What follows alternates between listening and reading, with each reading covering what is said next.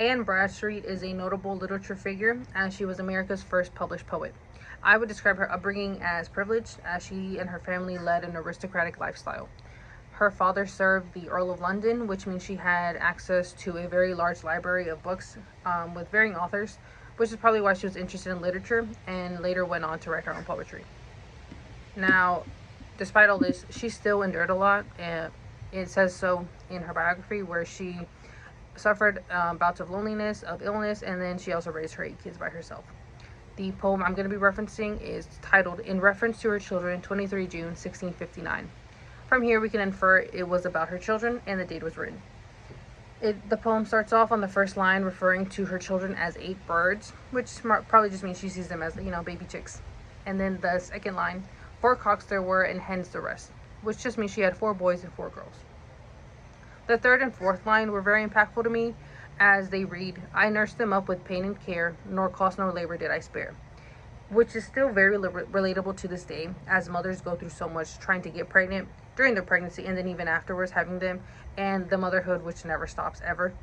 Just because they're grown doesn't mean you stop trying to help, trying to give advice, all these things. So she nursed them up with pain and care. These two things go hand in hand. It's not one or the other. You're not in pain or you care, they go hand in hand. That's just what being a mother is. And this made me go back to and think of people that can't get pregnant, people that suffer with infertility, miscarriages, all of these things, and how much it must suck for them. And then later on, when you are pregnant, that physical and mental toll it takes on you of sharing a body with another human being. It's very weird and it must be startling because you're no longer fully autonomous. Something is dependent completely on you. And then later on, when you are giving birth, probably not a very pleasant experience. And then having them, and right immediately after, you can get postpartum depression, postpartum anxiety. Some people even develop OCD, all of these things just from becoming a mother, And then she says, no cost nor labor did I spare, which probably speaks to the way she raised them. She didn't hold back at all. She tried to give them as much as she could. The rest of the poem, she talks about 5 of her children taking flight one by one. And then towards the end, she talks to them about her fears. She hopes they're never injured. She hopes they're never in accidents. She hopes they are kept safe. That's what she hopes. And again, it reminds me of mothers today. They hope the very best for their children, and they hope nothing ever hurts them. They hope they did their best and they can achieve their best.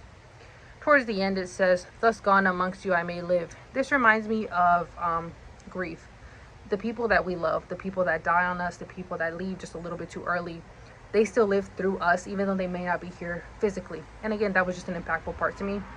And yet, speak and counsel give. Again, mothers never stop giving advice, and they always try to help. Farewell, my birds, farewell. I happy am if well with you. That last line was really impactful because it reminded me that some women take so much of their identity with their children. They are mothers, they are wives. And for her, her husband wasn't around all that much. So a big part of her identity was her being a mother.